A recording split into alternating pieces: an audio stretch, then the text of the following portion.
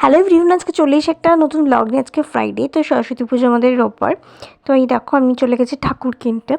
তো আগের দিন তো দেখলে মেলায় গেছিলাম, তো ঠাকুর দেখে এসেছিলাম মোটামুটি। তো বললাম সকালবেলা কিনে নিই, তো একটা ঠাকুর কেনাও হয়ে গেছে। তো আমি এবার বাড়ি ফিরে যাচ্ছি, বলতে গেছিলাম তো আমি হেঁটেই গেছি, হেঁটে এসছি।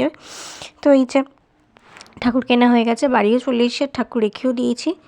আর তারপরে আমি রান্না করছি ডিমের ঝোল। আর কেন রান্না করছি সেটা তোমাদের একটু পরে বলছি।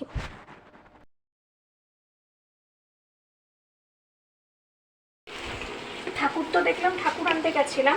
তো ঠাকুর আনার পরে আমাদের গ্যাস শেষ হয়ে গেছে, তো বাবা গ্যাস লাগিয়েছে, গ্যাসে একটু প্রবলেম হচ্ছে, তো ওর জন্য গ্যাসে রান্না হচ্ছে না। এই যে আমি এখন ইন্ডাকশানে রান্না করছি ডিমের কষা, মানে হচ্ছে ডিমের অমলেট করে কষা। কারণ আমার মা ইন্ডাকশানে ভালো রান্না করতে পারে না, প্রবলেম হয় ইন্ডাকশানের এই ননস্টিকে প্যানে করতে, ওর জন্য আমিই করছি। তো দেখো মুখের চোখের অবস্থা, ভালো করে তো কোনো ফেস ওয়াশও করতে পারিনি, কোনো রকমে স্নান করে চুলটা মুছে আমি চলে এসেছি রান্না করতে, কারণ বেজে গেছে 4টে। তো 4টে বেজে গেছে, এখনও খাওয়া হয়নি।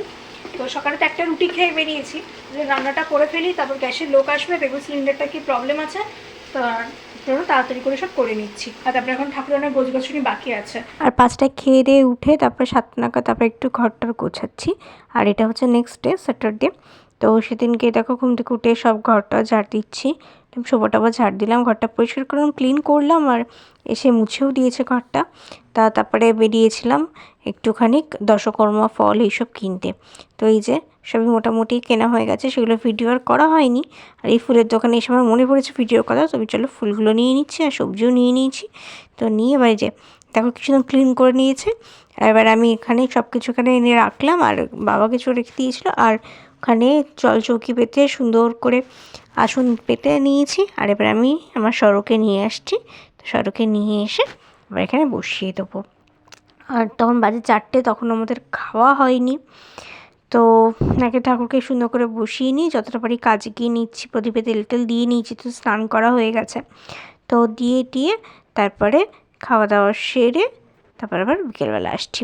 তার আগে তোমাদের এক ঝলক দেখিয়ে দিই খাওয়ার কী হয়েছিল ভাত, ওইদিকে রয়েছিল লোটে মাছের তরকারি, আলু দিয়ে শুকনো শুকনো মাখা মাখা, আর ফুলকপি আলু দিয়ে একটা পাতলা মশলা ছাড়া তরকারি করেছে, আর করেছে মশলা ছাড়া এমনি লাউ দিয়ে শিম দিয়ে ডাল। এই যেখানে ফল কেনা হয়ে গেছে, সবজি কেনা হয়ে গেছে। তো এই যে আমি গুড ইভিনিং। এখন হচ্ছে আজকে শনিবার, তো আজকে হচ্ছে সরস্বতী পুজো আগের দিন, কালকে আমি রোববার সরস্বতী পুজো করবো। তো সব কিছু ঠাকুর তো আনা হয়ে গেলো, জিনিসপত্র সব আনা হয়ে গেছে। তো এখন চলো ঝটপট করে যতটা পারি গুছিয়ে নিই। তো কাল সকালে আবার উঠে বাকি কাজ করবো। আর হলো ভোগ টোক তো কালকে করতে হবে, এখন আমি যতটা পারি গুছিয়ে নিই। আর তারপর নিজেও রেডি হবো, নেল পালিশ পরবো, একটু নুপুর পরবো, তো শাড়িটারি বার করবো, কিন্তু সুন্দর করে রেডি হয়ে আর কী কী করছি তোমাদের সাথে সেটা আমি শেয়ার করছি। এখন এই যে এইসব জিনিসপত্রগুলো আছে, আমি এক এক করে সবকিছু ঢালবো। ফলেরটা আলাদা করব, ওইদিকে হচ্ছে ফুলের সাজিয়ে নিয়েছি, ফুলেরটা আলাদা করব, ওইদিকে তেল মশলা আছে সেগুলো মশলাপাতিগুলো আলাদা করব, এগুলো আবার তো গোছায়। আর পুজোর যে সামগ্রীগুলো লাগবে সেগুলো আমি আলাদা পাত্রে সুন্দর করে রাখবো। তো চলো তোমরা দেখতে থাকো আমি কিভাবে সবকিছু।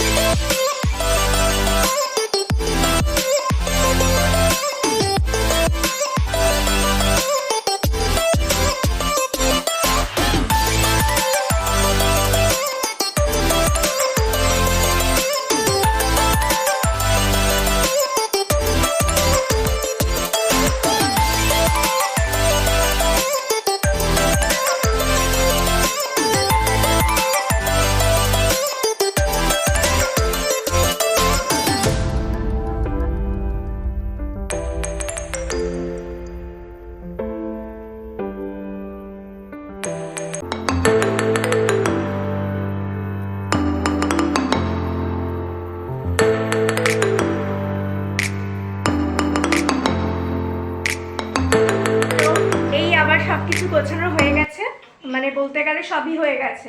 এই যেখানে পুষ্পপত্রটা গুছিয়েছি, ওইখানে যা যা দশকর্মা জিনিসগুলো ছিল সেগুলো গুছিয়েছি। আর এখান থেকে হচ্ছে হলো বেলপাতা, দুব্বো, তুলসী পাতা গোছানো হয়ে গেছে, ফল রাখা হয়ে গেছে, প্রদীপ দেওয়া হয়ে গেছে, আর বই খাতাটাও দিয়ে দিয়েছি।